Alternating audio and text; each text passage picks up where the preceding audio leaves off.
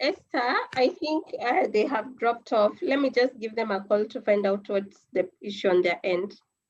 Okay.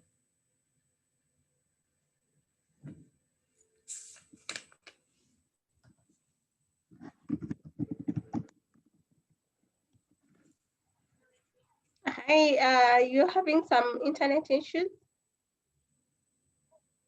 Okay, to log in back in. All right, thank you.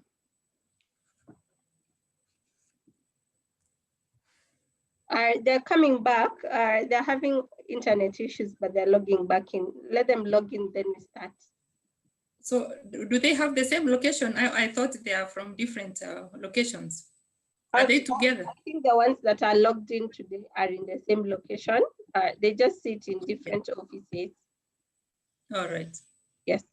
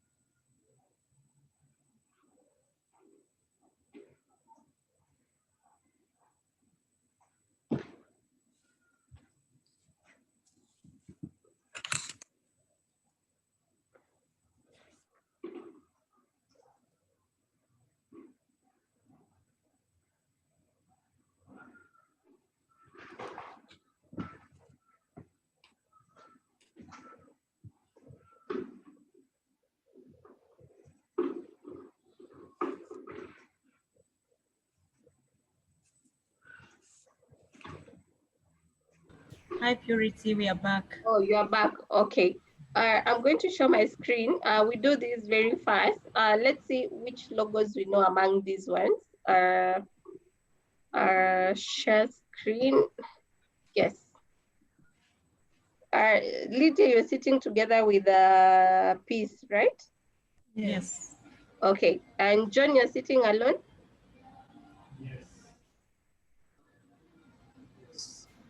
Okay. Let's start. Which logos do you know among these ones?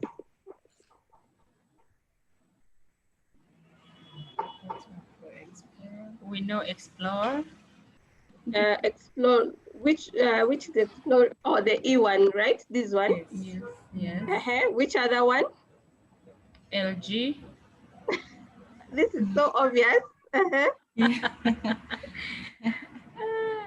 Let's see. Skype. Skype. Kelvin Klein. Which is CK. Skype? On the third row. This one. Third row, third column. Third row, first column. This one. First, yes. First row, third column. Is it? I don't know. Row Fine. and column. Row. This one. Yes. Third column? No. Skype. Skype is not here. Oh, okay. It's not. Okay. Which Plain, other right? one do you know? Calvin This Klein. one. This one. CK. Correct. That is it. What? No, Google doesn't look like that. I don't know. A PCC in Google. Which one? This one. It's not. Philips. Oh, really? No, it's not Google. Philips. No. Yes, Philips. Philips. This one. Can't deny that. I also know this one, but I can't remember the blue word. No, this one. Philips. Oh, This one. Philips. This is not Philips. It's what? John, it's what? Which other one do you know before I show you the answers? And this one is very popular. No, Calvin Klein. This Calvin Klein, right? This is Calvin Klein. This one. And this, the V1. The one. Yes, this one. I can't remember, but it's look. And this one?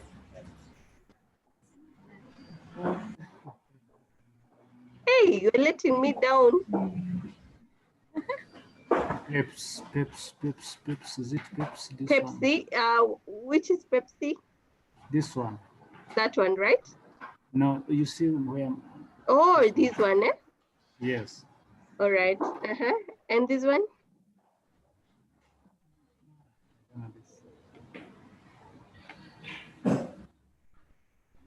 All right, let me show you the answers. But our next class, we are going to redo this. So tell your friends to start checking them out. Eh?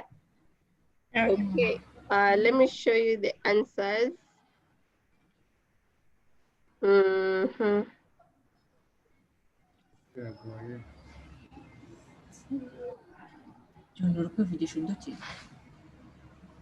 you able to see my screen? No, we can't see the answers. We can't. Okay, let me share again.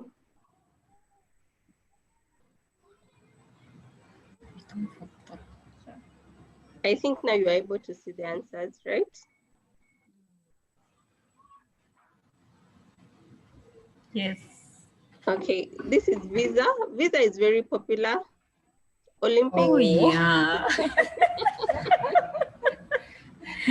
Okay. Olympics is there. Then there is this one, Wi-Fi. Swarovski. Oh my God, I have a jewelry in Swarovski. How did I call it? Skype? I have a beautiful necklace and earrings. Oh, really? So those were the answers. So next time you need to up your game in terms of these ones. We'll share it again the next time we have the same class. And UEFA Champions League, we couldn't even tell that. It's here. Imagine. Oh Imagine. And wrestling as And well, know, the W part. Yes, the thing is there is no blue car. So that's why we couldn't. All right. Ready? We start? Yes, we are good. All right. Today, our trainer today is Esther. Esther is a psychologist, and I felt she was best fit for this topic because it deals with a bit of psychology and stress management. So we needed an expert to take us through this particular topic. So karibu sana Esther, let's see how it goes. It was a very small group, as I told you, and it's even smaller. So, but Yeah. the ones who are here, I hope they will benefit from this particular training. Then let's see how it goes. But we'll keep the recording such that even those who are not present, they can be able to listen to the recording and learn as well. So, Anna Esther. Hi to everyone. Hi. Hi, Esther. Hear me? Yes. So the one on red is Lydia, the HR. Chris, the one with braids, and the one with black and white is John. Yes. Okay. So we have Lydia, John, and And peace, yes. peace, Amani. All right. Amani. Lydia, John, and Chris, you're welcome for Yes. this session. And my name's Esther Kerebi, as you have been told by Purity. I'm a psychologist. I'm also an educator, and I have knowledge in HR. So I'm welcoming you and hoping that this session will be interactive. And by the end of it all, we believe that we'll have learned something. Okay, we are focusing on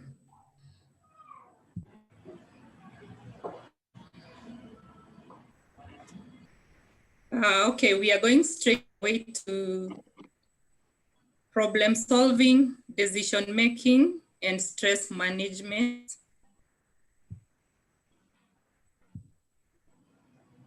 All right. So I will actually divide this into 3 parts. We focus on problem solving, then decision making, and after the last break, we shall also discuss stress management. We realize that at workplace, these are very common terminologies that at some point we are required to do problem solving. At certain points, as a manager, you are required to make decisions, and day in, day out, many times you interact with people who are stressed. Isn't that true? Yeah. Yes, yes. We interact with people who are stressed. So what is problem solving? Okay, problem solving is the act of defining a problem, determining the cause of the problem, identifying it, prioritizing, and selecting alternatives for a solution, and implementing the solution. So you see, kind of, this is a process. It's a process. Like, you may not solve a problem if you've not identified it. You give priorities to what is supposed to be done, and you focus on looking for a solution. What about decision making? I tend to think that and believe that after problem solving, you'll have to make a decision. So decision-making process is the process of making choices by identifying and gathering information and assessing alternative solutions. It is also such that it entails use of the mind so that you may reach a conclusion. And then as part of the introduction also, I want to look at stress management at the end of it all. What is stress management? Stress management consists of making changes to your life if you are in constant stressful situation, preventing stress by practicing self-care and relaxation, and managing your response to stressful situations when they do occur. Therefore, these are the key areas that we are going to look into as we discuss the whole topic that is combined of 3 parts. Therefore, we start with problem solving. Do you think it's important to have this problem solving? It's important? Yes. Okay, if it's important, then we'll look into it, what problem solving is. Okay, so employers like to see good problem solving skills because it also helps to show them you have a range of other competences such as logic, creativity, resilience, imagination, lateral thinking, and determination. Now, it is very important, as I said earlier on, that problem solving, and this is actually well understood in psychology. In psychology, it refers to the process of finding solutions to problems encountered in life. So if you have a problem and you find a solution, we say that at least you are going through a process of problem solving. And the process starts, number one, with finding the problem. And after finding the problem, you shape it. And then where the problem is shaped, then it will be simplified. So problem solving is actually an act of defining a problem, determining the cause of the problem, identifying, prioritizing, and looking for solutions to implement. It is also very important in a way that it is vital skill for your professional and personal life. It's also a skill that is assessed at job interviews. This one is very common in almost every interview. You are presented with a problem that you're supposed to solve, and your interviewer will try to see whether there's a situation you can come up with a solution. And then it is essential skill for managers and all senior level roles, that one you know. Those with good problem solving skills are valuable and trusted asset in a team. That's why it's important. And eventually we say that they are proactive thinkers who think to get things done.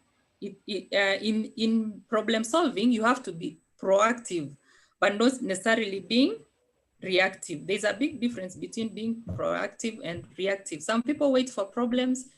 There's a problem at the workplace, and then after the problem has occurred is when now you want to think on how are you going to solve it. But as a manager, you have to be proactive. You see ahead or think ahead. Then it can also help you progress more quickly and boost your career opportunities. It can boost your career opportunities. So that is the importance of problem solving. So next, there's a chart here, though it is a bit blurred, but we can see that since it is a process, since this is a process, then you start, number one, by defining the problem. Number two, you generate new ideas, and then implement and evaluate. And then, you select solutions, and then finally you implement and evaluate. So there is a problem that has been identified. You can generate ideas as an individual, or you can do it as a group. And then after generating, thinking, coming up with ideas, and then you try to select the best solutions, eventually you implement. And after implementation, definitely you'll have to take care of feedback and evaluate whether it really worked. It's a process. So when defining the problem, I don't know whether you can see it. After you define the problem, how do you define the problem? Differentiate facts and opinion, specify the exact problem, consult, seek for information, state the problem the way it is, identify, determine the process that you are likely to follow, and avoid trying to solve the problem without what? Data, something that is concrete. avoid trying to solve that problem that way. And then the second section is to generate alternative solutions. If after you should come up with many ways of trying to solve the problem, like postpone evaluating alternatives initially, or you can include all individuals. I said sometimes you can do it as a team. And then focus on the goals. Remember the policies too. Specify short and long-term alternatives.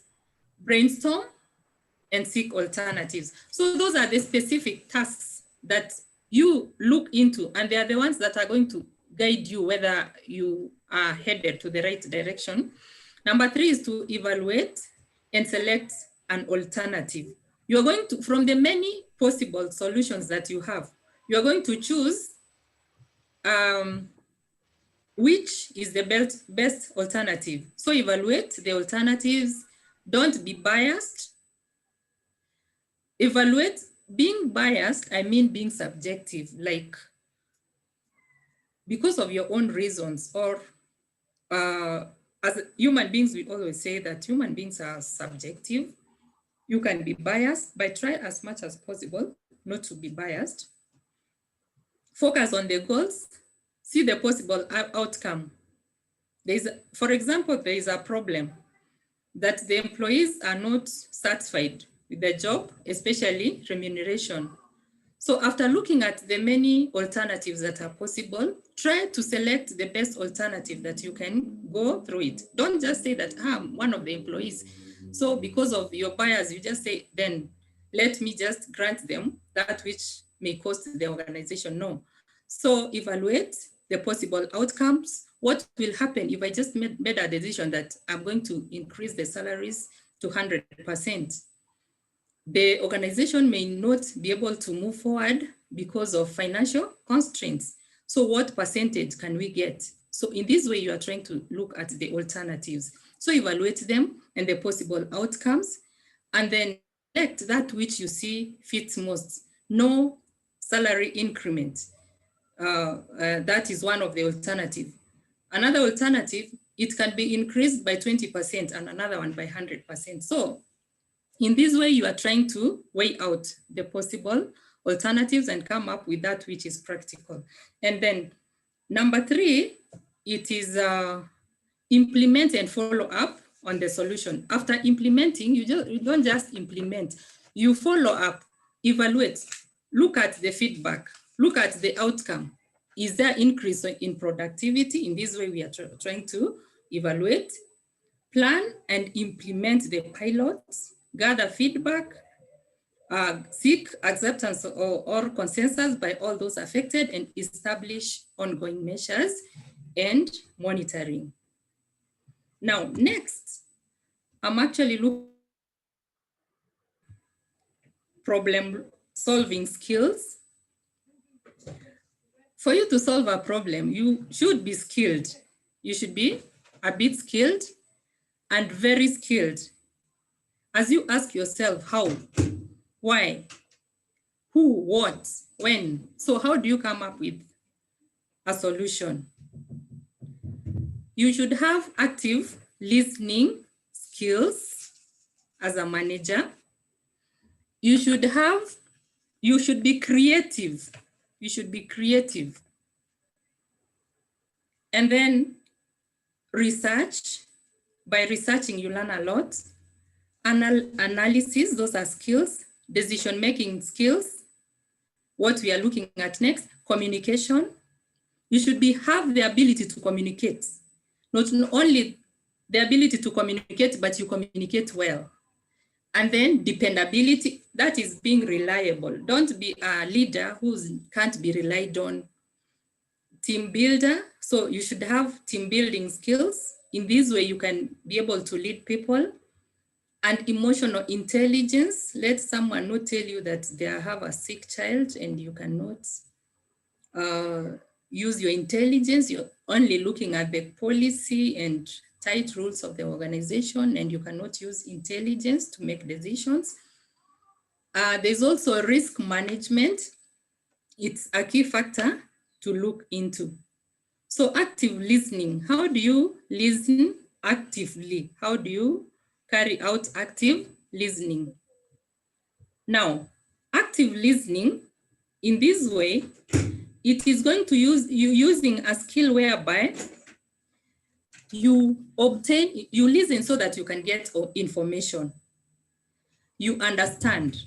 You listen so that you can understand. Listen also to enjoy. Don't be just so tensed up, and so that you can absorb it. You listen to learn. The magic actually in counseling, and all managers are counselors, is listening, and listening has a solution.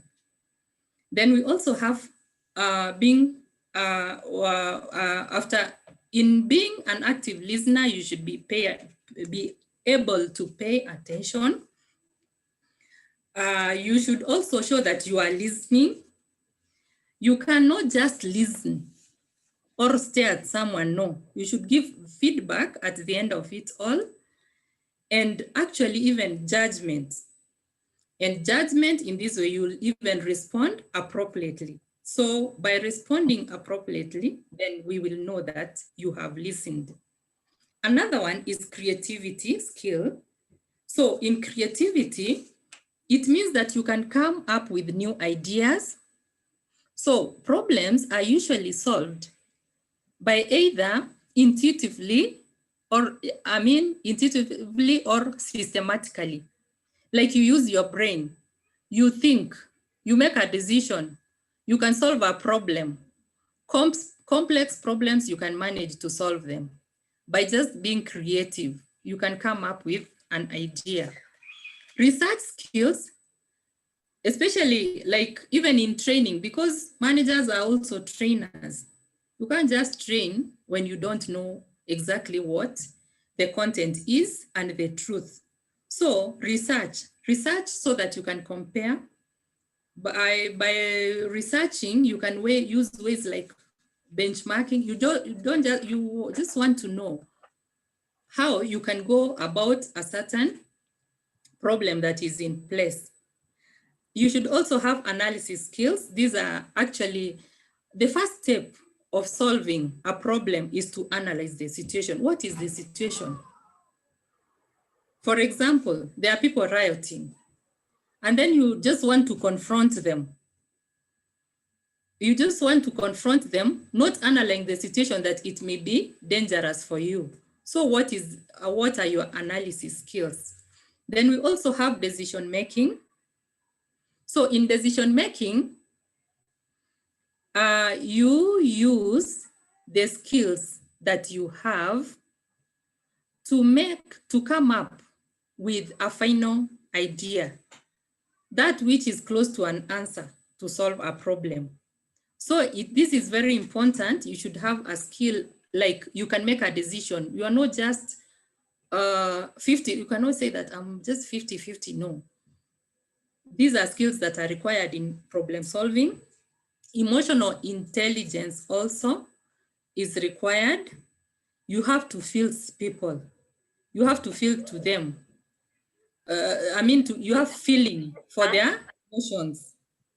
Yes. This one we already discussed last week. So I believe they are very much aware when you talk about emotional intelligence. Great. Yes. So are we together? You went through it last week? Yes. John? This is great. So you understand, you feel someone. And then Yes. what we call risk management. You take care of the risks that could be possibly there. So solving a problem involves a certain amount of risk. So you just try to weigh out and try to see what percentage of risking that may be there. And then there are also problem solving strategies. So number one, there's a problem. So if there's a problem, sleep on it. I'm not saying don't sleep. I'm saying think about it, where you are. Let it be your main agenda. There's someone who said this before, that if you really want to know where your mind is, and maybe it is an assignment you can practice once you are home and when you're just about to sleep, the last thing that you think about when you're going to sleep is likely to be the first thing that you are likely to think about when you just wake up in the morning, and that is your main problem or challenge. John, Lydia, and Peace, are we together? Are we together? Esther. Yes, Esther. Yeah. Yes, so let it be our assignment, because when I was given the assignment, sometimes before I practiced it, and for sure I agreed with it, that the last thing I was thinking about when I went to sleep and I woke up with it, that was always my challenge, and I want to work it out. Another strategy, figure out what you need to tackle and what can wait. This is prioritizing. You can say that you may not be able to do everything and solve them at the same time. Separate the problem into bite-sized parts. Even in business, we say that there is a specialization and also division of labor. Why is there a division of labor? So that in this way, people will eventually specialize. And because work has been subdivided into very small parts, people are likely to be experts. So once you divide the problem into very small parts, you'll tackle it in procedurally steps. And then work on a timeline. Give yourself timelines. As a leader, give yourself a timeline. By this time, I'll have done this part. Use your network. You may not be able to solve the problem individually.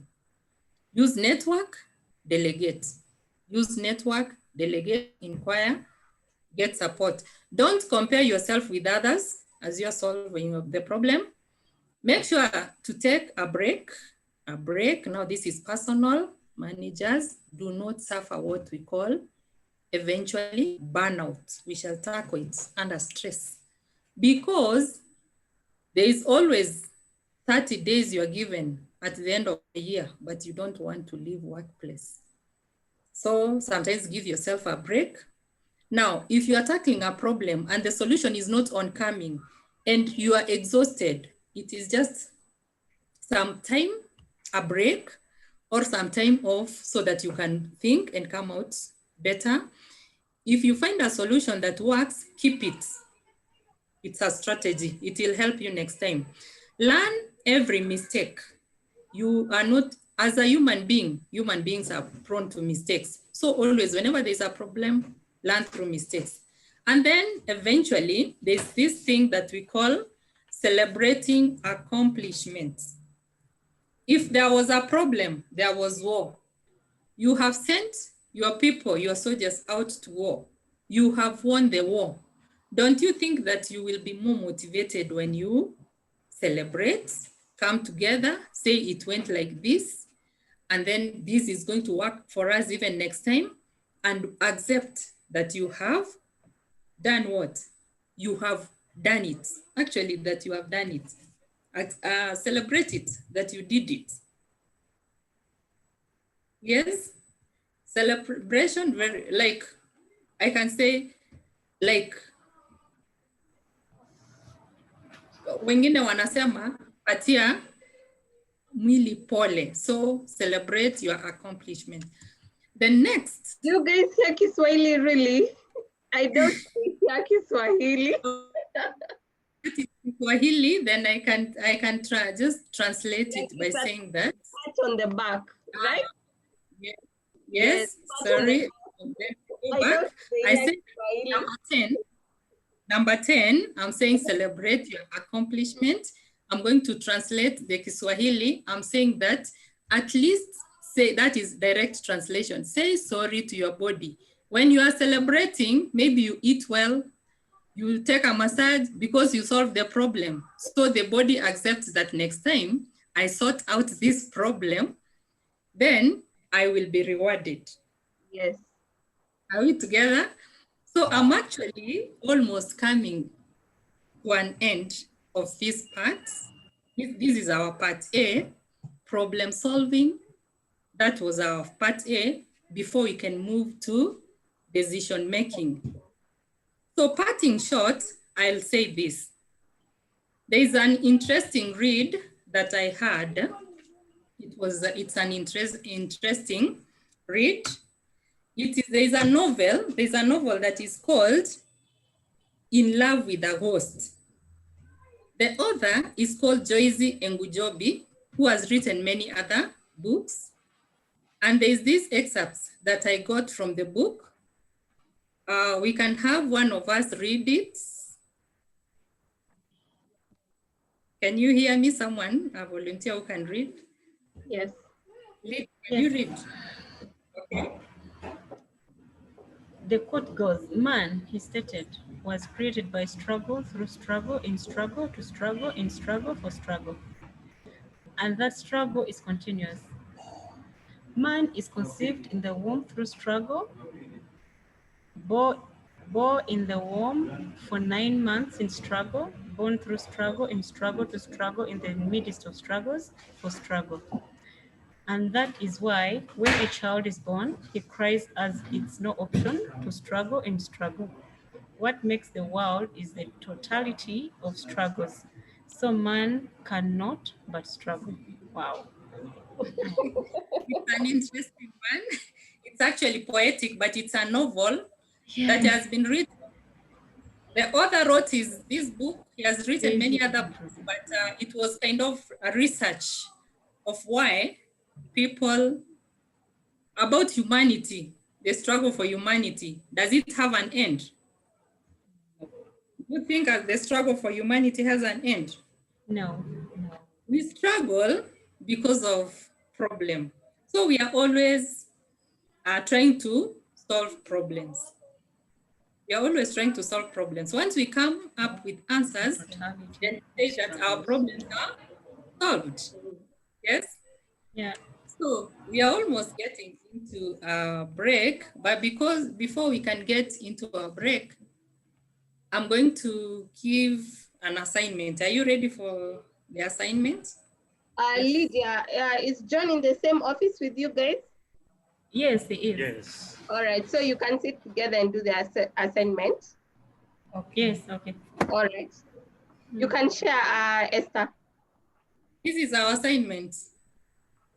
How many are we? You are three people. Yes. So I think we'll just do one group. Okay. All right. There's a here. You have been asked to schedule in a rush project, but you cannot complete the piece of work you need to. Since you require information from another colleague who is not currently available, how would you deal with the situation? You can choose any of the two. There's question 2. How would you deal with a customer who wasn't happy with your service, even though you haven't done anything wrong, and it is the customer who had made the mistake? All right. Do they Yes, do both or they pick one, Esther? Yeah, we can just do question 1, but the second one will be your take home. Oh, they'll take home. Okay. Yes.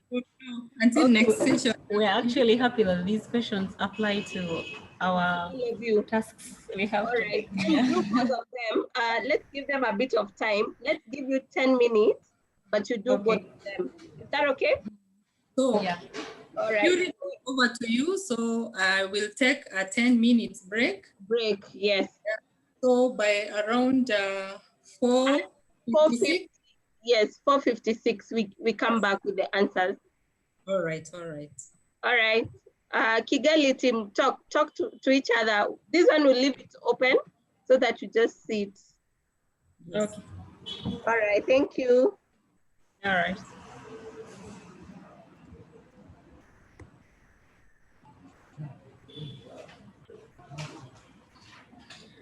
John, we're going to get a piece.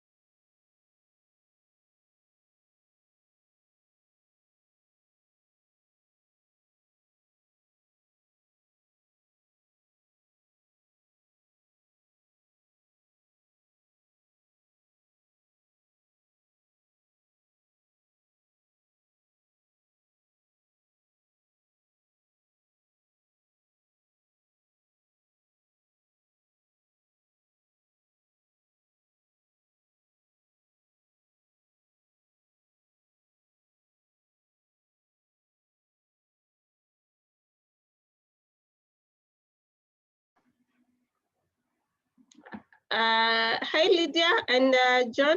Are we ready?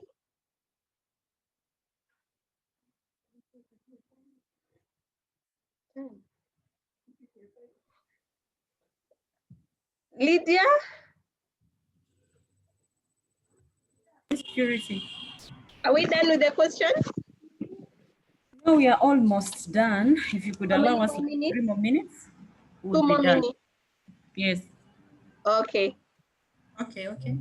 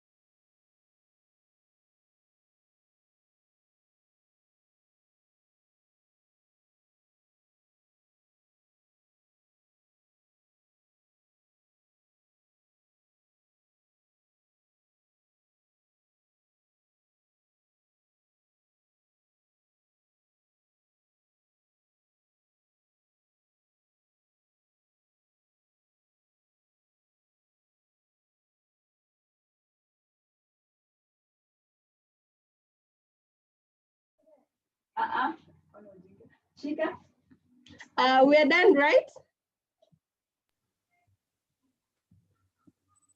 John? Yes, we are done. All right. Today I've not heard even John's voice. Is he okay?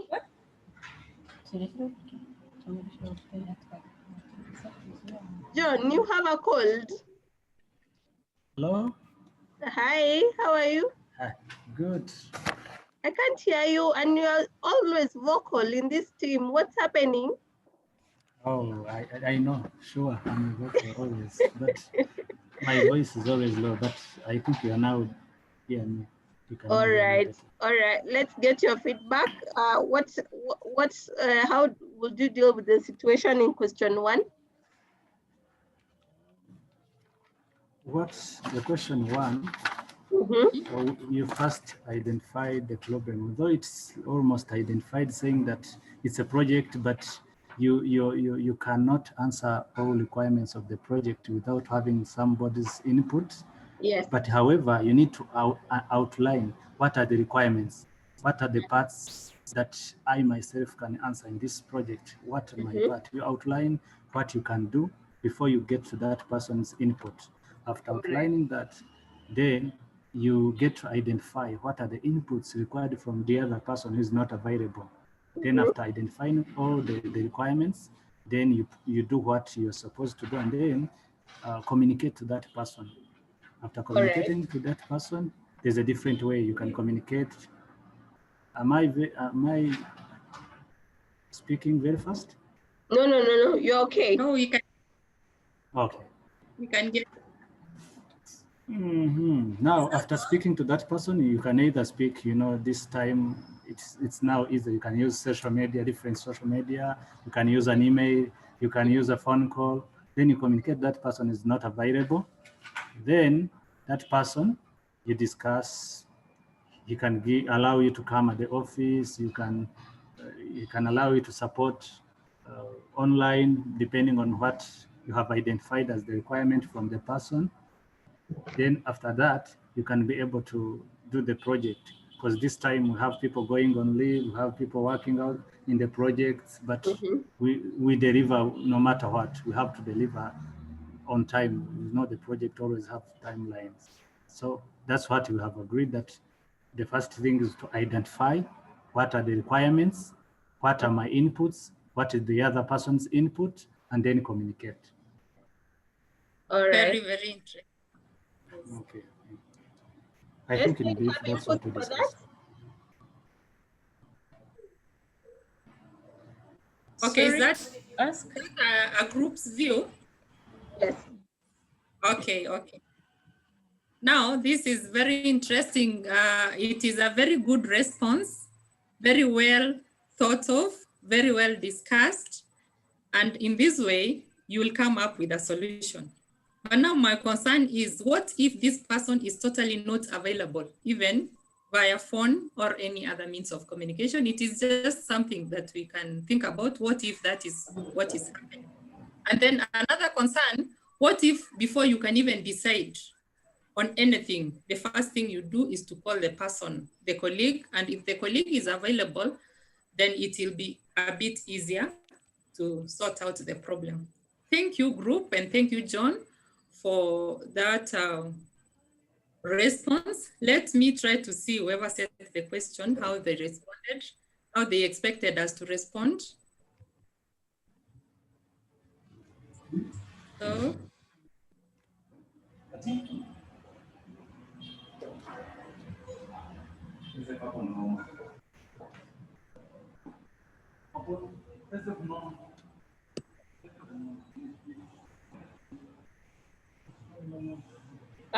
as you look for that,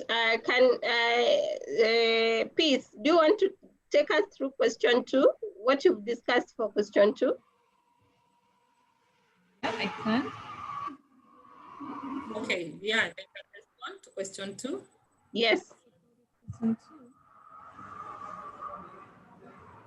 What you do first, what you have to think about first, it's the customer. We can't hear you.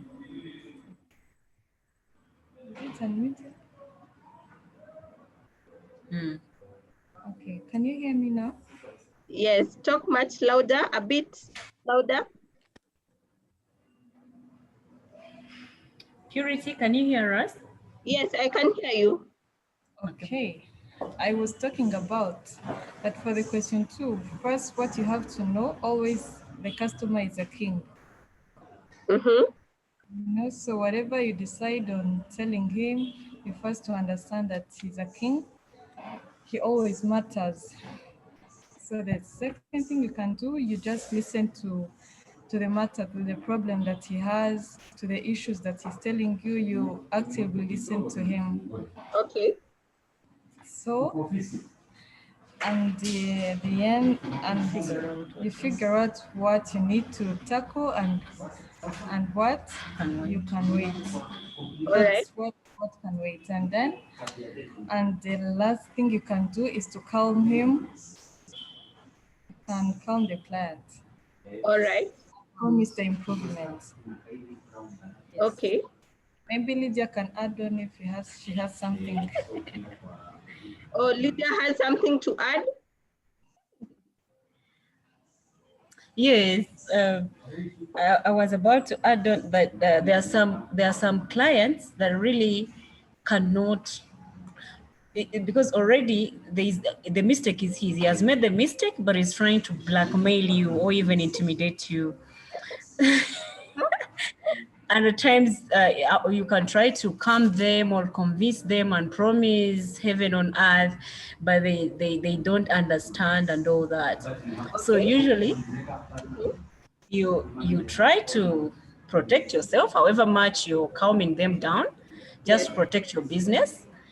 You define the terms. Maybe if need be, you need to involve the articles in the service agreement.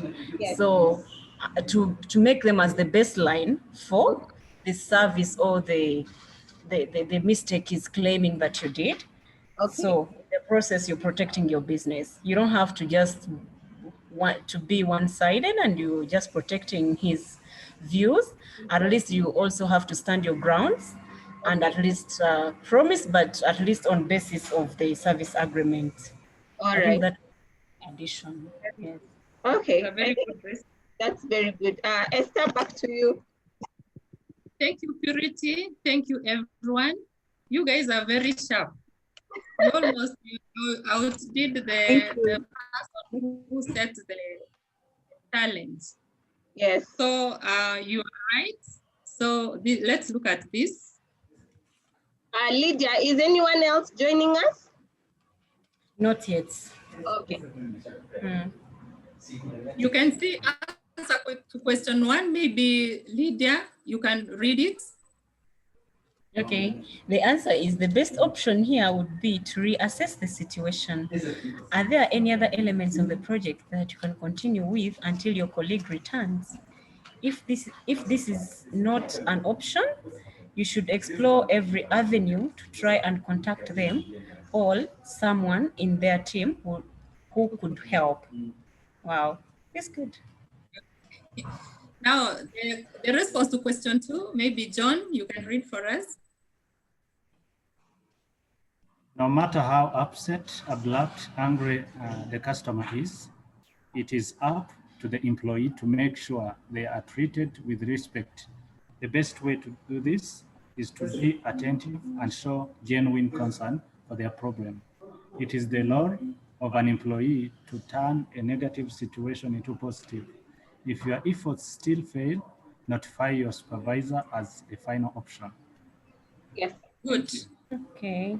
You are very close and you are even, at some point, you even outdid the customer. Yes. Yes. Thanks so much. This is insightful. You're good managers. And in this way, you see, we are applying those skills that we talked of, problem-solving skills. And you see the listening skills here.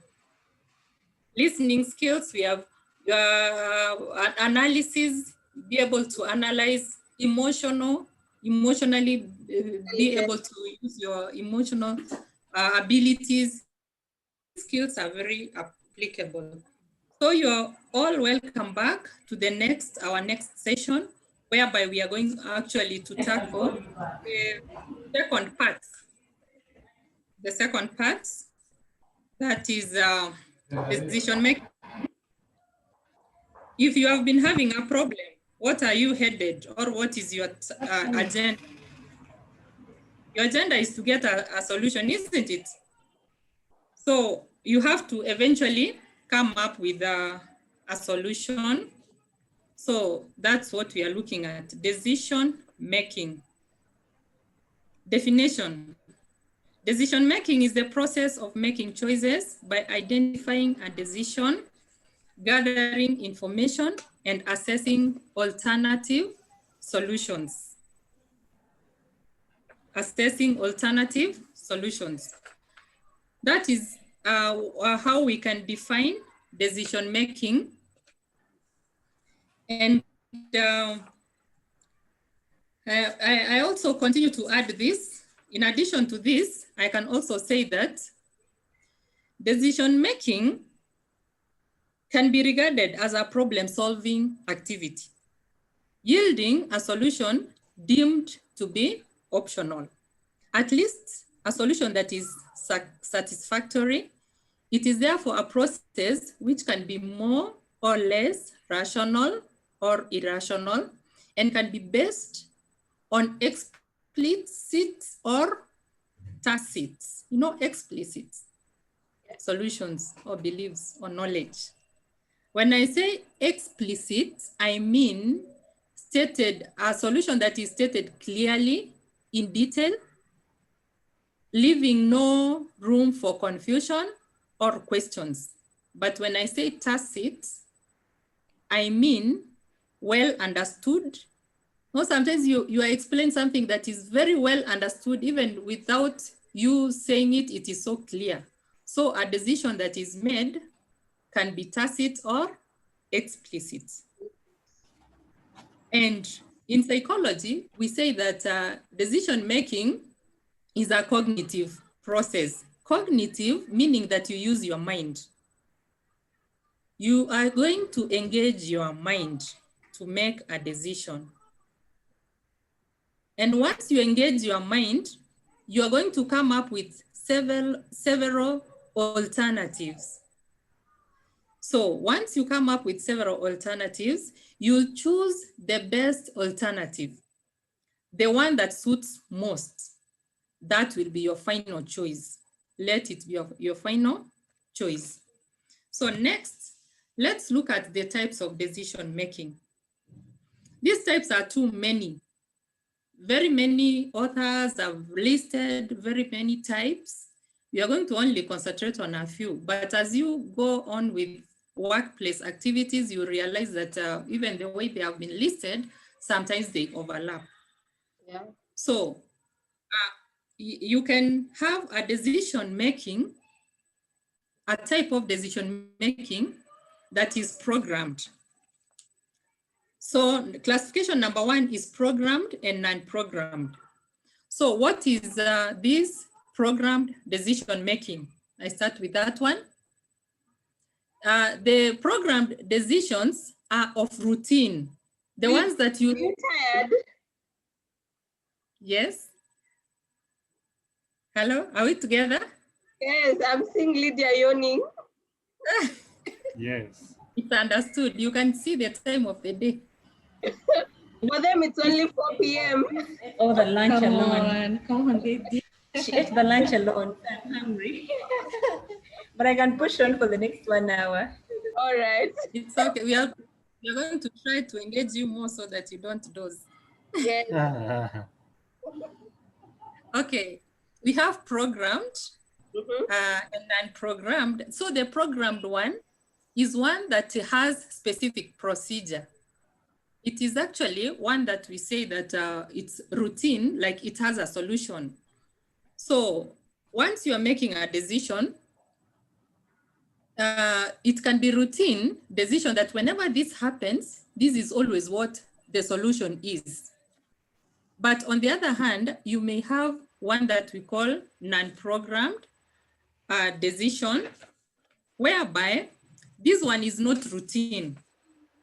We can see number 5, routine and strategic. You know, they are very close depending on the people who have classified. So non-programmed one is whereby decisions are not structured. The top management is going to make a decision based on what has happened. And in this way, they may end up even publishing a policy on it. So it is not routine in nature. Number 2, we have operational and strategic decisions. So the operational decisions are those that relate to the current issues. You know, you can be having an issue right now that has not been happening or is not likely to be in the future, or it may, but we are focusing on what is happening currently. So the present issues or the problems, trying to make decisions on the same. So the main purpose of this is to try to be very efficient, to increase your degree of efficiency, to better the working conditions, to help in your supervision, and even better maintenance of equipment. There's an equipment that is running in a factory and now it is not working. What is the best decision out that you make concerning the same? So that is operational. So when I talk about strategic, it means that here we are looking at the strategies or the guidelines that are given. In some cases, organizational decisions may be related to either strategies or operational methodology, and that is allied on some matters.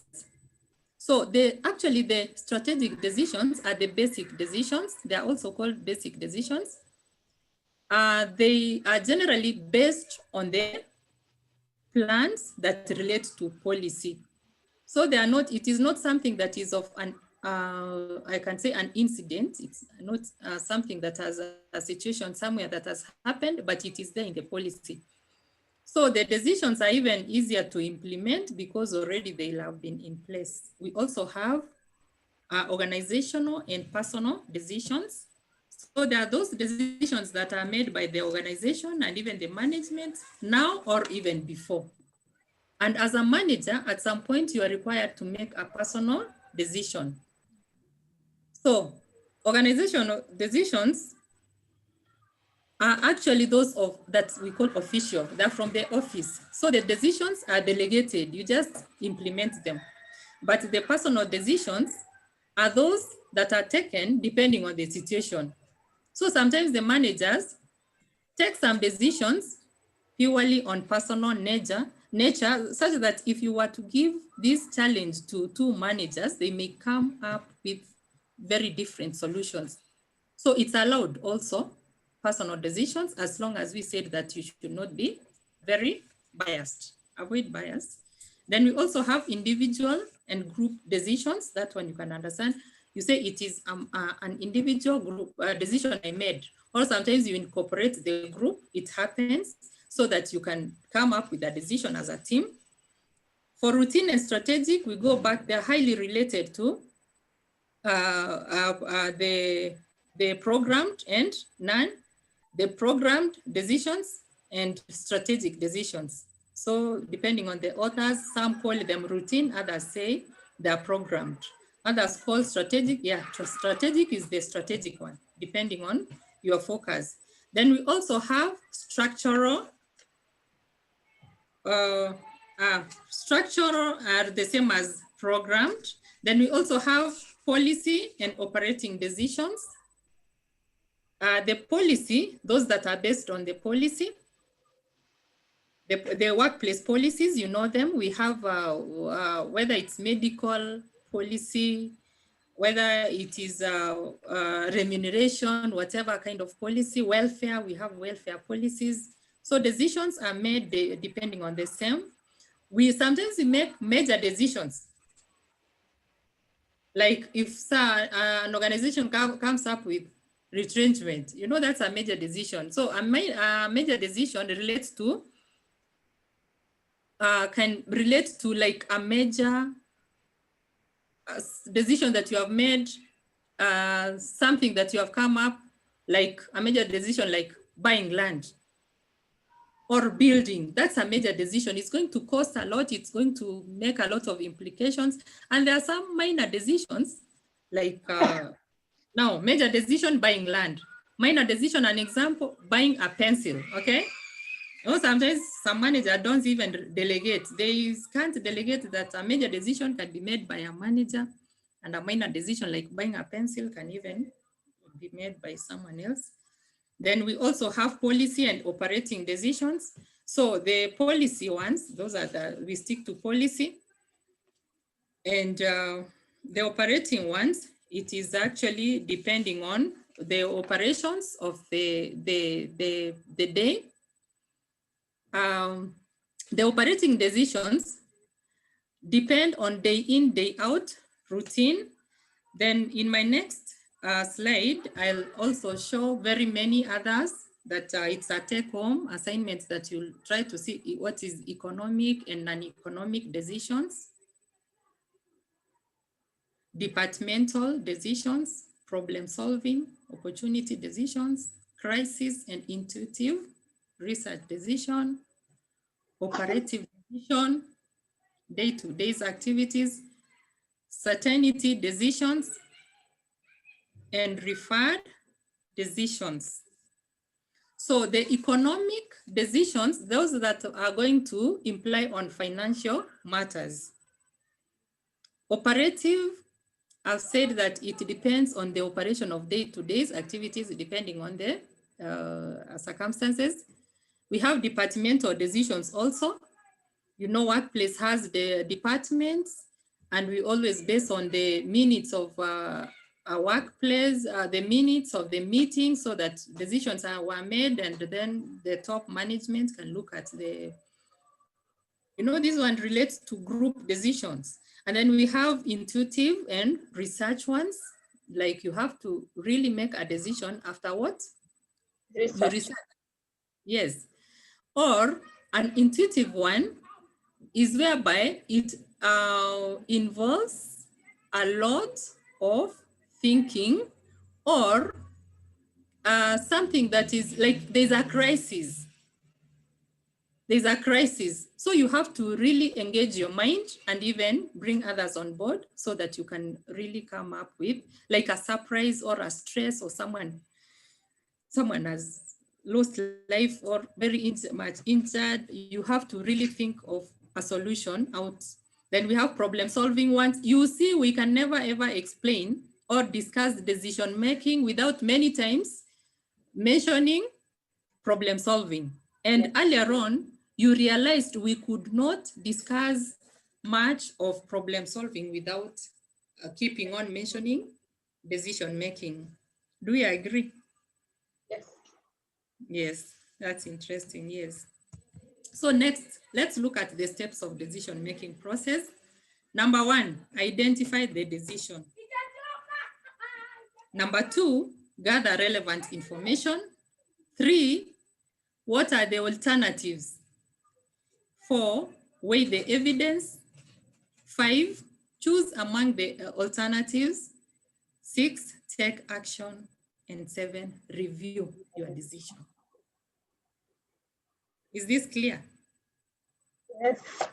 Identify the decision. If you're going to make a decision, you have to identify the Alternative. Yes, you have to identify it. And you're going to gather information. So how do you identify this decision? Very clearly define the nature of the decision by saying, the decision that I'm going to make should have this outcome, like should be productive. Are we together, John? Like should be productive.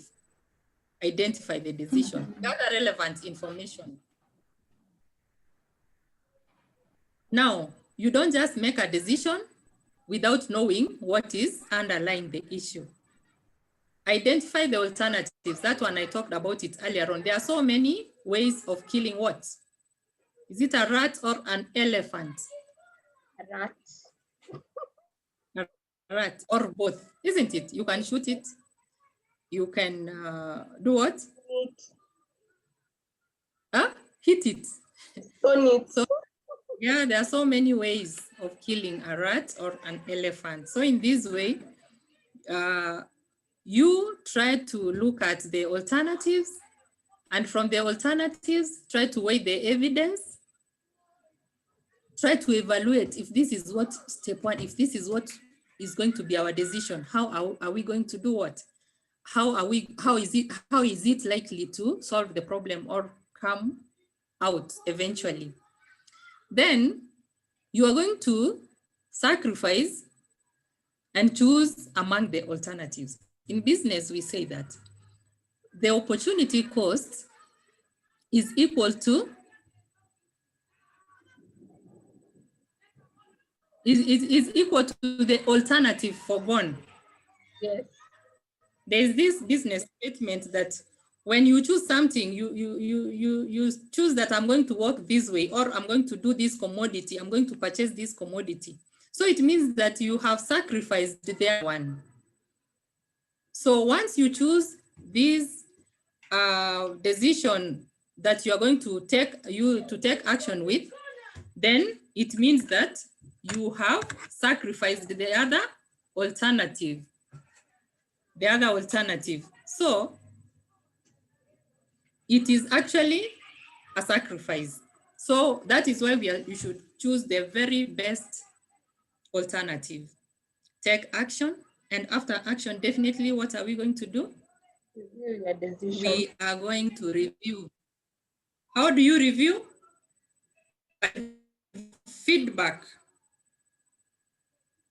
By even looking at the quality of production. So after there was a problem and then a decision was made. This decision has been made. Is it going to be productive? Is there going to be change? And that is it. So at the end of it all, we'll say that you have gone through that stair. Can you see the staircase? It's tedious. Yes, those are the steps. So we will be reviewing the decision from the very top. Yes, isn't it? Yeah. Yes, once you get to the top, then we will review and try to see whether it really worked. Next, what are the benefits of all this work that we have been doing? How are we going to harvest? What is the benefit of good decision-making skills? Number one, speedy results. Number two, saves money, time, and energy. Number three, it gives you satisfaction that you have achieved that individual fulfillment you have achieved.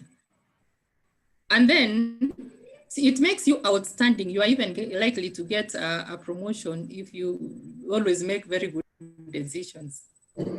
And then it increases confidence and reputation capital. You can walk shoulder high with confidence. Raises professional profile and advancement, so your CV will improve because you may even get letters, and then to show that or rewards or awards, you will make better decisions. That is also the benefit. And then all employees will be able to contribute more effectively. If you are using the best decision making, you have the skills. And it is for professional development. Professionally, you are going to develop. So once you have good decision-making skills, it will be known for professional development. I can say that in this way, you will have gained a lot of experience. And once you have gained a lot of experience, it means that you are going to work. Still, there are more benefits. Benefits leaders derive from good decision-making skills. Speed, better commitment. People will be engaged more, and there is something we call job satisfaction. Don't look like someone who gave up a long time ago. At least you feel like your job is enriching. Employees will be able to get to you have failed. It makes delegation easier. People have been to workplaces whereby delegation is a problem. You request someone to do this, they believe it is someone else's role, simply because they cannot even make decisions. They are not even sure what they are supposed to do. And then employees feel a stronger sense of ownership. People will make fewer mistakes, and introverts can stop waiting for Godot. Have you ever read that storybook? Maybe not. Let me talk a bit about Godot. This is just a philosophy. There's someone who wrote a novel. You maybe at free time you can Google. These are just two people who sat down and said they were no longer going to work.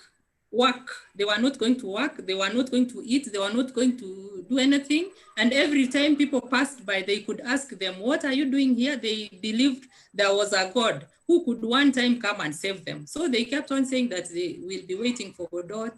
We are waiting for Godot, until they became so weak and even malnourished and even got weaker. So it is like a philosophy or an idea that you think someone else will do it. Someone else will ever come at one point for your rescue. So you are ever waiting there, hoping that one day miracles will happen. So the people who are not willing to work will stop waiting for miracles to happen. They know that we need to get on board. Okay? Yeah. So never keep on waiting for Godot. Go read that storybook. And then we are moving.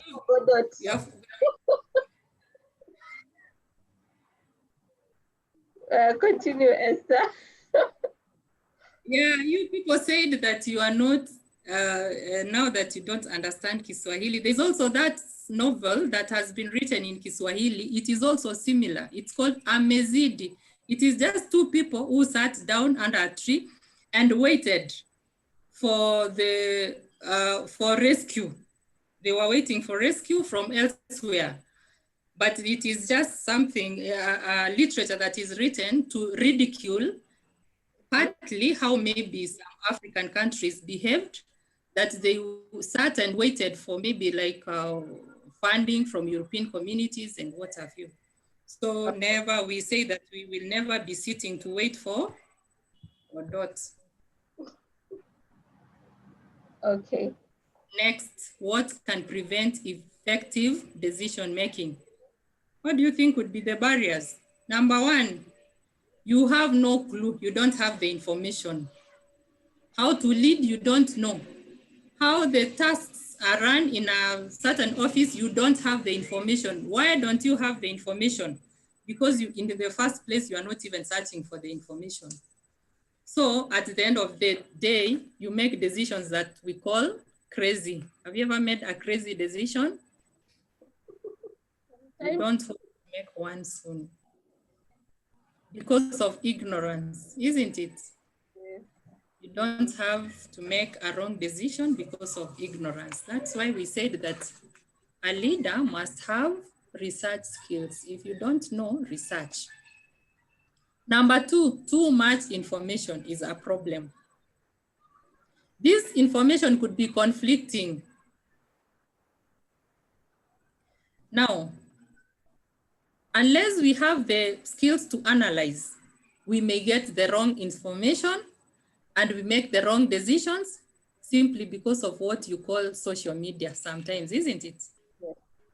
Yes, you are going to tell people, don't come even to work. You are likely to even not survive because there's COVID around. So you are not really following keenly how much information is right. It's something we call information overload. Yes. So be careful. Number three. Before you move on, I see Lydia is asking John that project managers have too much information. Is that true, John? They have enough. They don't have too much. They have enough, but needs to be adding and updating. But to other departments becomes too much information, right? Yeah. They don't have too much. So today we are learning that it could be dangerous, isn't it? Yes. It's very dangerous. Dangerous, true. Making decisions, it will be dangerous. Yes. Now, there's number three, which is very similar, too many people. So sometimes when you are making decisions on one hand, 1,000 people, it becomes different. There are so many different views. So coming up with one, it takes a sacrifice. And sometimes you say, let this be, and it's my decision. You are likely to make that which we call personal decision now and say that as a manager, this one is what is going to work. Vested interests, have you heard about that before? Yes. That vested interests may hinder proper decision making. Mm-hmm. Yes, you want to give a tender to someone, but you know the right procedure. But then what happens eventually? Because someone has vested interest, it becomes a challenge. Emotional attachments also, I hope we don't have sometimes friends and colleagues and workplaces. So you say that if I make this decision, this person who missed this number of days because he's my friend. But then other than that emotional attachment that could be positive, we also have something that you could be pitying someone, you feel for someone. So sometimes there's a decision that you are likely to make But because of some emotions that this incident is unique, you are likely to change the kind of decision that you are going to make. So emotional attachments may hinder proper decision making. What if you don't have the emotional attachments? It's also HR. Do you have emotional attachments or you don't have managers? Let's think about it, isn't it? Are we supposed to have the emotional attachments in the first place? But you said you tackled this last Up to time. some extent, not always. Yes, you tackled Lydia, this. I can see you say you don't. Girlfriends and boyfriends in the decision making. It's what employees will always think like that. But you No, don't she have has a emotion. mixture. Sometimes there is emotional and sometimes non-emotional, so you don't. Could So you you be don't biased? know.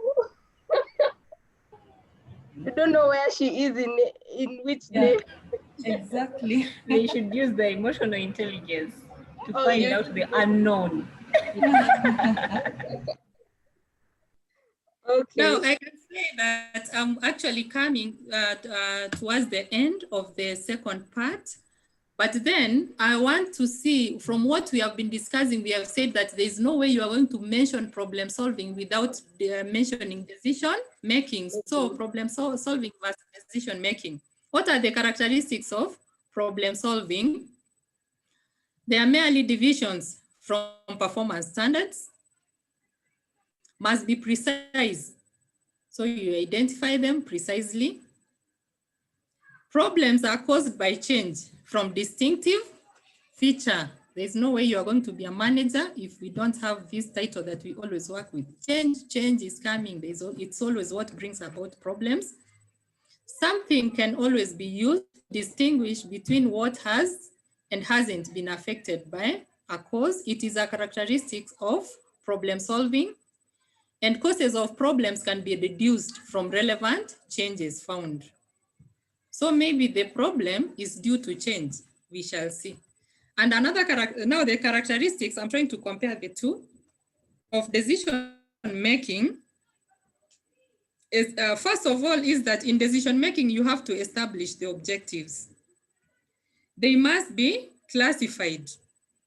And remember, we have forever said that objectives must be SMART, isn't it? Yes. Yes, they must be SMART. Alternative actions must be developed in decision making. You are going to choose the decision from the alternatives, as we said earlier on. The best alternative is what we pick. Try to look at the consequences. There's this saying that always goes that choices have what? Consequences. So finally, the decisive action are taken, and additional actions are taken to prevent any adverse consequences from becoming problems and starting both systems. So this is about problem analysis. So this one brings us to the end of the second part of this presentation. And before I give it over to you, Purity, there's this quote. You know this guy here? He's who? Barack Obama. If you are walking down the right path and you're willing to keep walking, eventually you'll make progress. That's very true. You are trying to make decisions and you are not giving up and you're willing to keep on walking, you are likely to make progress, and the progress is the right decision. So that's all I have for this second part of the presentation. Over to you, Purity. Okay, thank you so much, Esther. How are we feeling, guys?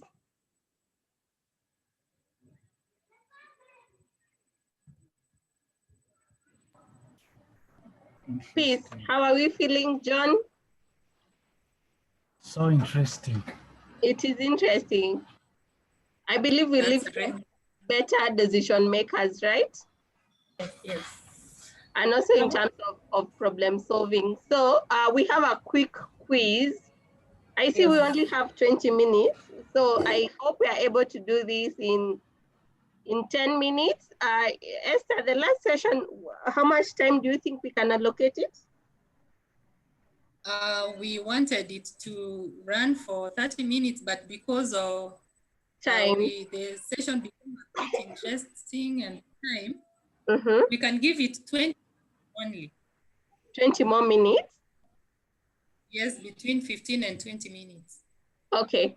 So what I'm sharing with you on your screen right now is an assessment for stress management. So you see up here, it's written what? John, what? Are you stressed? Yes, are you stressed? There are 20 questions. All of them are yes and no answers. So I think this one will do it very, very, very fast.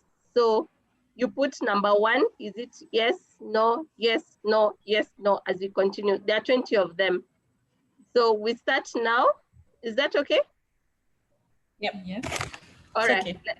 let's start. So have a piece of paper and a pen.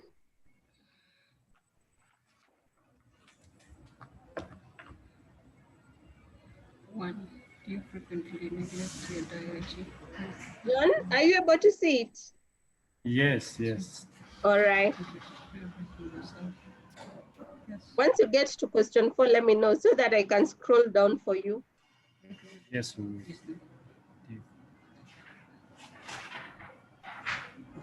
Yes.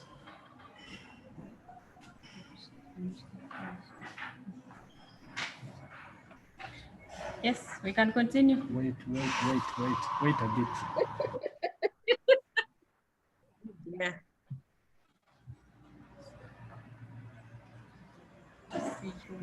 Yes, you can continue. Yes.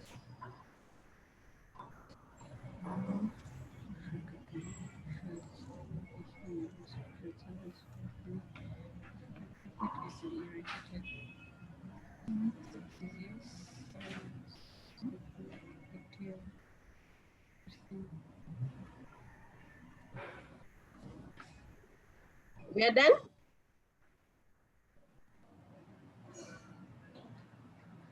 Yes.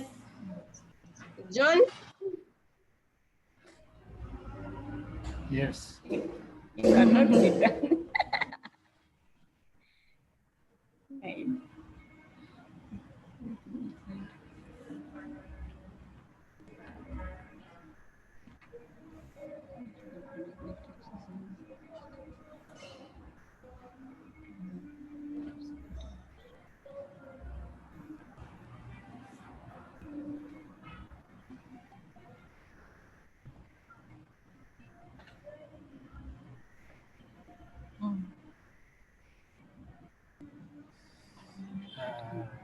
Number 10. Or number 10?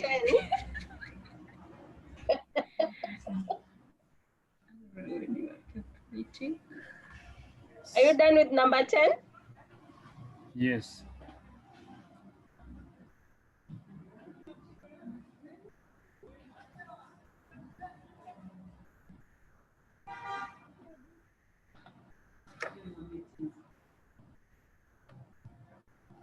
Are you done with number 11? John?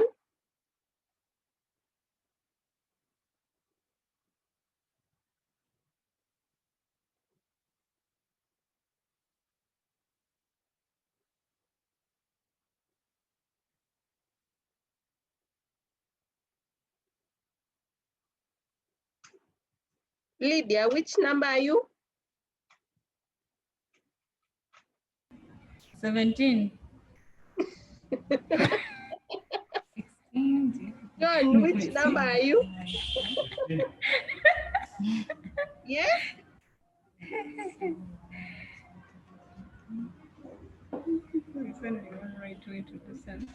There's number 17. I'm waiting for number 17. It's already there. You can't see it. Oh. No, we'll put something on. Oh, okay. Okay. Send it. Frequently fail to build the session to every day. 17.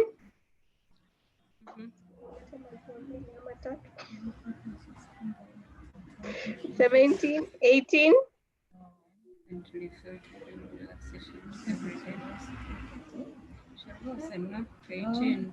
You frequently spend a lot of time complaining about the past. Yes. Peace. Are you following? Yes. Okay. You're done? Rest through the day. Rest.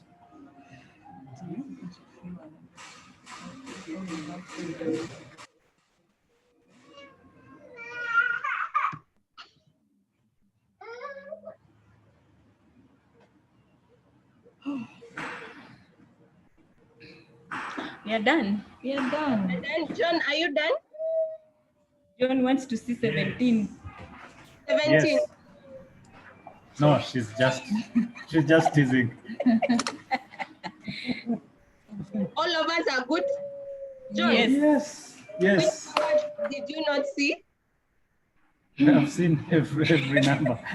All right. I'm How good. many yeses did you get for between number 1 and 20? Peace. You are the first one to finish. How many yeses did you get? 19. 19. There are 4. 4. 4 yeses. Lydia, how many did you get? 10. 10. John, how many did you get? Yeah, 4. Oh my God. People are stressed. You're the most stressful group ever. There is no- So, how many times you answered yes? Oh, so 1 to 4, you have less hassle. Like you, Peace and John, you are less stressed as compared to Lydia, who has 10. You're so much stress, you know. Managing well. They are not managing well. I'm pretty good and feeling some strain because I manage their welfare. Isn't defending defending yourself not part sign of stress? Yeah, she's defending her stress. Yes, yeah? So you see, the more yeses you have, it shows the more stress. No, the less, the more yeses you have, it shows the more stressed you are, you know. But the lesser you have, the better. So, John and Peace, you're handling stress pretty much well. Lydia, you might need to see Esther after this to give you some stressing tips. She needs to see the psychologist. It's now becoming psychological. Okay. Let's give Esther a few more minutes to help us to see how we are able to manage or cope with stress in our day-to-day work. So Esther, you there? Yes. Help us, stress management in a few minutes. I'm here. Yes. And our next part is very, very interesting. It's stress management. So we wanted to even stress you a bit so that we can know how to get out of it. Yes, I want to continue sharing my screen. Okay. I'll pause it and then I share.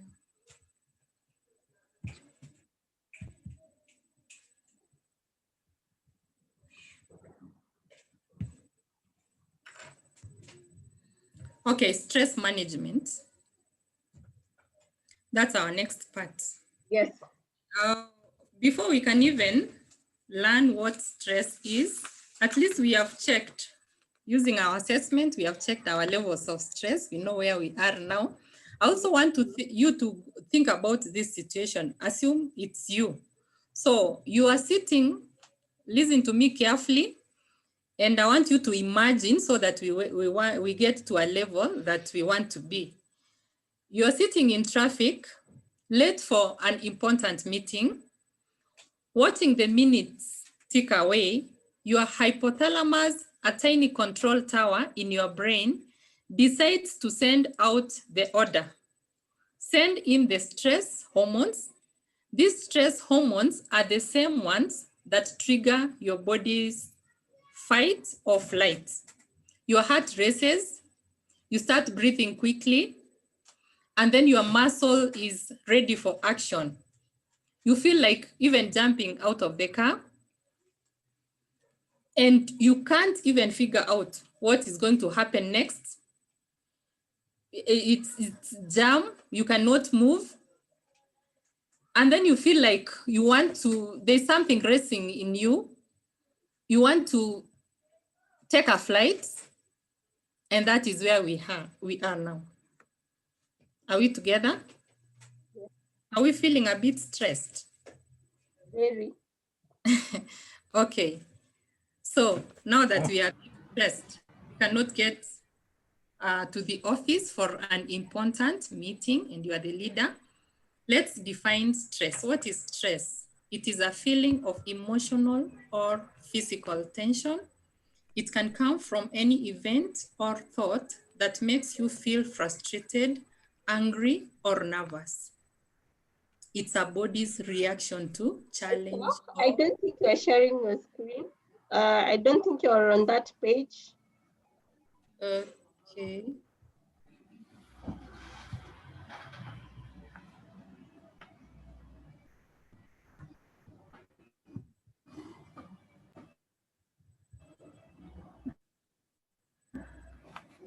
Okay, let's try.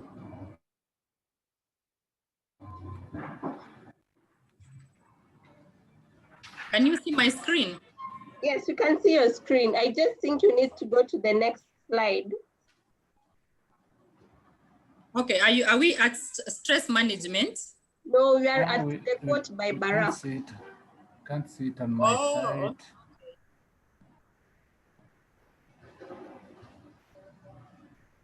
Let me, but the quote by Barack. Yes, there. Yes, now you can see. You can now see.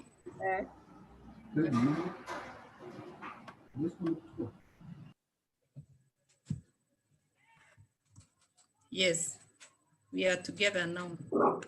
Yes. Sorry for the hiccup. Stress is a feeling of emotional or physical tension. It can come from any event or thought that makes you feel frustrated, angry, or nervous. So stress is your body's reaction to change or demand. That is the definition. And now my question is, do you think stress is important? Lydia, do you think it's important? I don't think Lydia is there. That's peace. Yeah, Lydia, she's not there for now. Mhm. She's having an important client. Oh, okay, peace.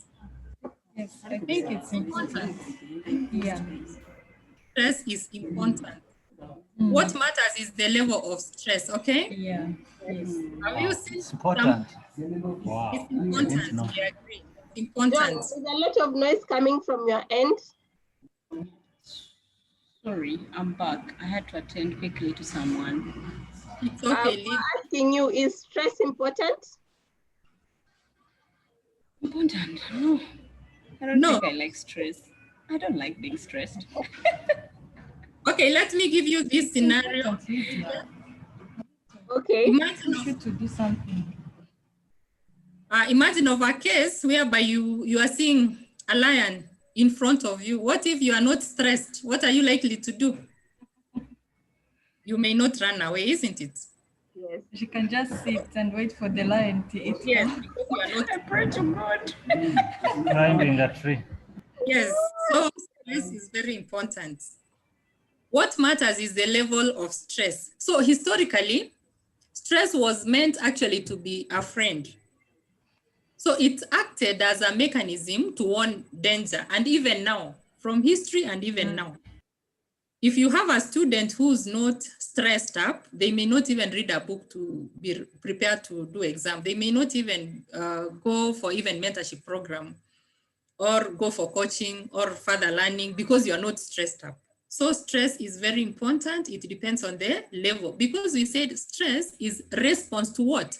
Challenges and demands. So in life, we know there are challenges, and challenges are also very important because they make you move. They make you go to, if you're hungry, you'll go to look for food.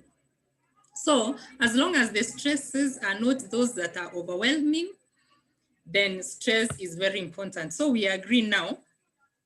So when your evolutionary ancestors saw a saber-toothed cat and ran from it, it was stress that saved their lives.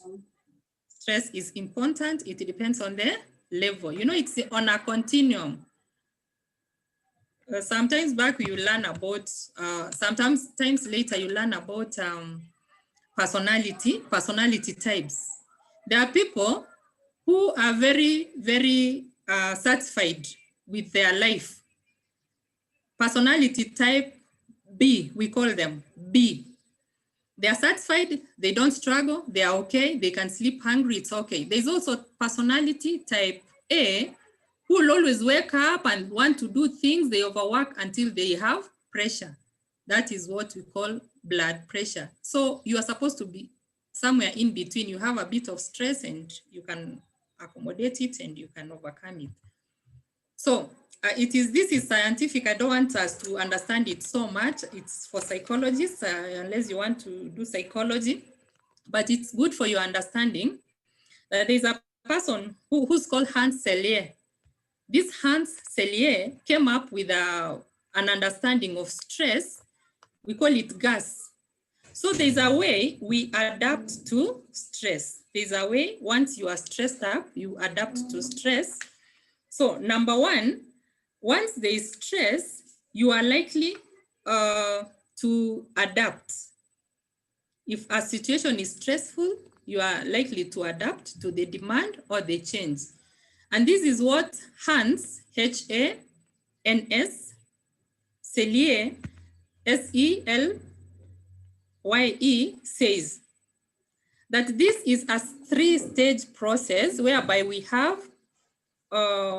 there's a hiccup here. It's supposed to be number one, gas is number one, stage one is gas means general, A means adaptation, and number three is S means syndrome. So he came up with what we call a general adaptation syndrome. How are you going to adapt at the workplace?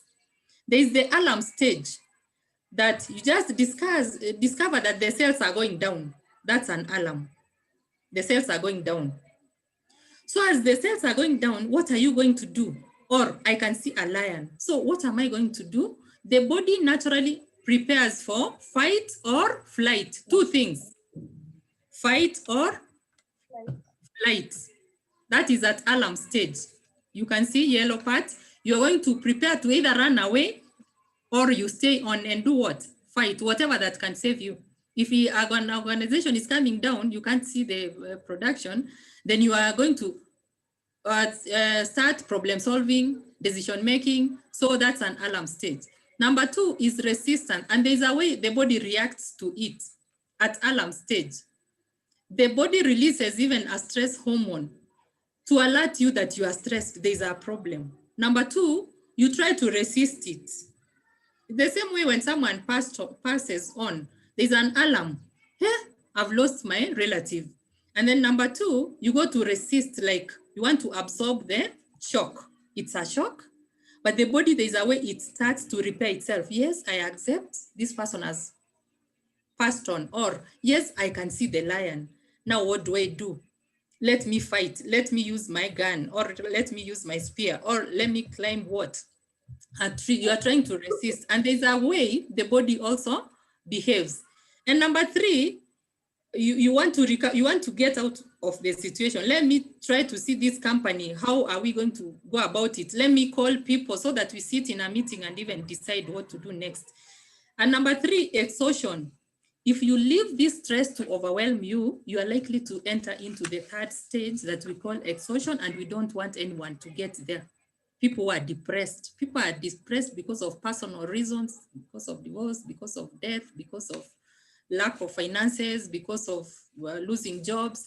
So exhaustion stage is very dangerous because of prolonged stress or chronic stress. You are exhausted, you are fatigued, you are getting into depression, and you are getting into burnout. You cannot even tolerate the stress. It's wearing you down. You are getting blood pressure. You are getting sick.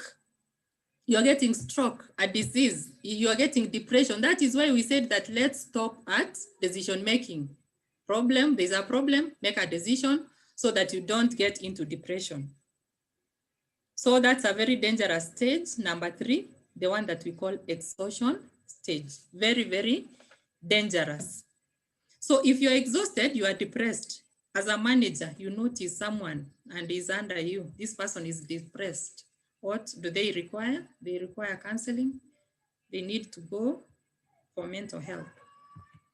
So what are the symptoms of stress, whether at home or at workplace? Can't sleep, low weight gain or loss. Don't ever see your friend who's gaining weight and then you say, nowadays you're living so okay. It's like you're very okay. So if someone is really gaining weight, it could be an indication of stress also.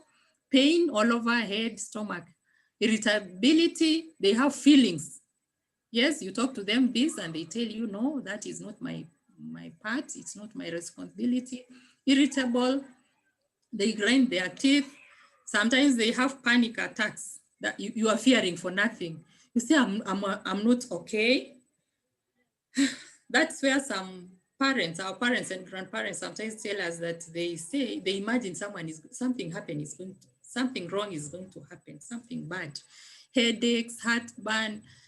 Sometimes people sleep more. So don't see someone who's excessively sleeping and say, these people are okay. Isolation, fatigue, nausea. Some feel so overwhelmed, and there's something we call, if your hands and feet become sweaty. Sometimes there's something we call obsessive compulsive disorder.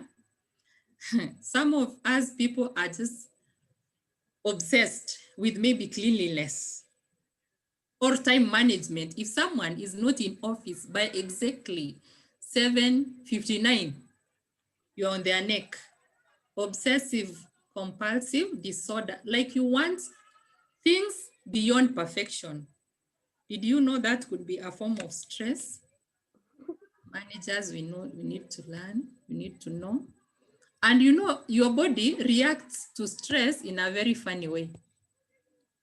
Like the whole body becomes sick. You'll have headache, as I've said, insomnia, high blood sugars, pressure, heart attack, rapid breathing, pounding hearts. You can even have fertility problems, having missed periods, erectile dysfunction, lower sex drive, tense muscles, etc. The list is endless. You can see the way you are killing your body because you didn't make the right decision. So because of time, we are trying to move a bit faster. Is stress harmful? Yes. Now, have you heard people at workplace say, I'm suffering burnout? Burnout is a state of emotional, physical, and mental exhaustion, like you are exhausted. Why? Because of excessive or prolonged stress. You are overwhelmed. You are emotionally drained. You cannot meet the demands. Some people at some workplaces, they're saying, I've been here for 30 years now working and I think I'm suffering burnout. Like you just send your body to work, but you leave your spirit at home. So you are not working, you are depressed, you are exhausted. There's no job satisfaction. You know, job dissatisfaction leads to burnout. You are just there to follow routine. This is very dangerous. You need counseling. What are the main work-related stressors? The culture of the organization, how is it? Bad management practices. Job content, the demands could be poor. Physical work environment, you are working in a very hot environment or very cold, in cold rooms. Relationships at work. How do you relate with your manager? How do you relate with your employee? Those people who are below you, because they are below you, you want to step on their heads. Change management can bring about stress. People are naturally resistant to change. Lack of support. Role conflicts. Your role is of overlapping another. So next time you say so and so will do it. Trauma happens at home and at workplace. There's an experience that you had long time ago. It is bringing you problems, stress. There was a threat that you may be attacked by a terrorist group at the workplace. And then it was just an alert. Because you didn't go through what we call debriefing, that is in counseling, now you are traumatized. And this trauma never leaves your body until you are counseled. So it leaves you what we call post-traumatic stress disorder. Anytime you hear a noise, some noise somewhere, you just scream because you kept that within you. It's dangerous. So later on, you can carefully study factors that also can weaken. Those are more factors. The list is endless. What can cause workplace stress? The list is actually endless. Organizational management of the hazards. It could be from the individual. It could be a psychological problem or psychosocial. Psychological, it is your mind and your behavior. Social is how you interact with other people.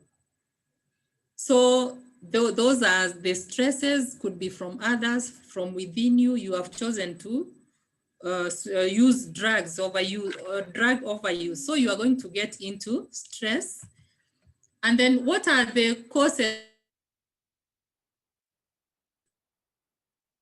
Long working hours, heavy workload, tight deadlines, duties. We said some stress is very important because it will make you work.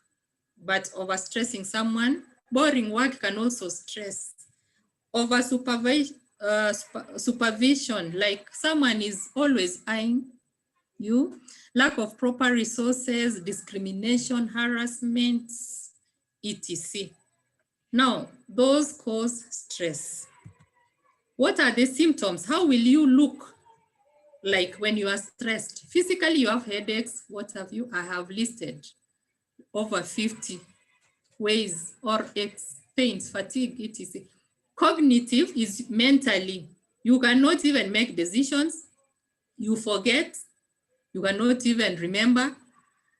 Emotionally, you are just feeling irritated all through. Those are the symptoms at workplace. Now, we need to manage this stress. So the techniques and programs in place that are used to solve the problem is actually what we call stress management. Number one, understand your stress.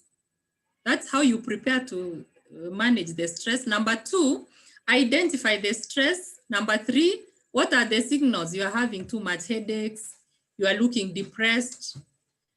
And then number three, try to think of the strategies. Those are the problem-solving ways and make decisions. Now apply the healthy ones, like going for sports or relaxing or massage. And remember that you need to really take care of yourself. At workplaces, I've given you a long list because this is actually my area of specialization. I need like a whole week to go through this.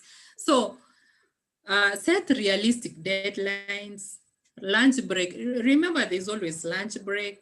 Go home in time, take a holiday, leave work at work sometimes, but it's not, this one is debatable. And respect others so that you can have good relationships. Do not allow discrimination. Go for training because you don't know how to handle tasks. That's why you are stressed. Go for training so that you can improve your skills. And then what is very important is seek therapy. you feel you are stressed, don't wait for your employer to take you for counseling or to the rehabilitation center. No, you can also even seek individual help, or as a manager, you can also help others to get help, or you can even get someone to talk to them. Activities, what can you do practically? You can walk, take 10 minutes walk. Don't be on your desktop the whole day. Practice mindfulness, exercise, reflection. That's about meditation. Be organized so that you don't waste time and get stressed. Test your knowledge and even your senses. No, the moment you realize that you cannot even test something, you cannot see clearly, maybe you are stressed. And then tips like have a positive attitude. You know, some people are just there to irritate others. So if you don't learn to be positive minded, like have a positive attitude, at the end of the day, you'll be coming home when you have so much been irritated by many people.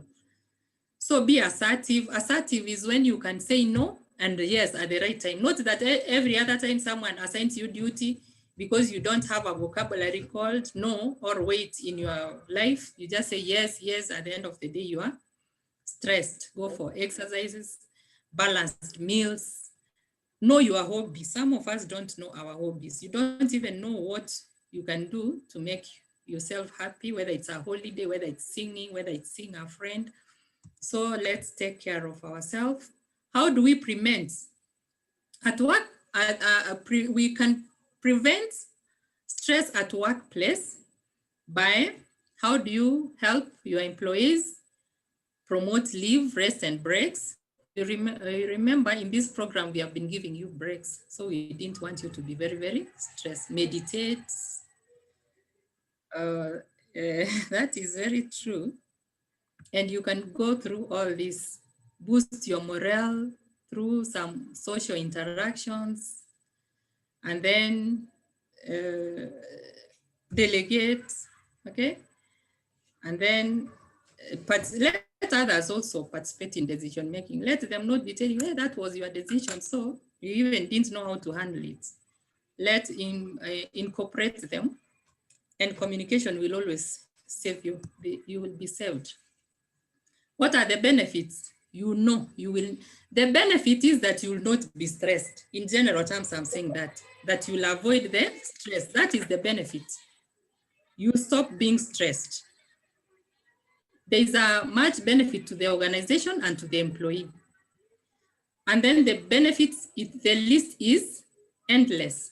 Job satisfaction, less injuries, more productivity, a healthy community. Yes, and that's how now I get to the end of our presentation. So in conclusion, I want to say something. Now, who's this time around, who's going to read for us? John. Yes? You can read for us. Yes, read. Counseling programs, All right, availability of sports and social amenities. There's a word I can't see here because it's team. Yes, teams, team building and communication, all services as stress management strategies, which in turn affect performance in any organization.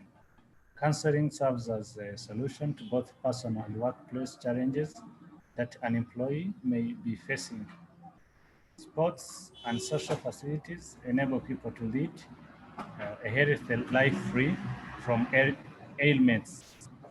Teamwork enhances increased production and harmony at workplace. Communication is also a major aspect that ensures that employees have the appropriate information on what is expected of them. By Esther Kelebi. Thank you so much, John.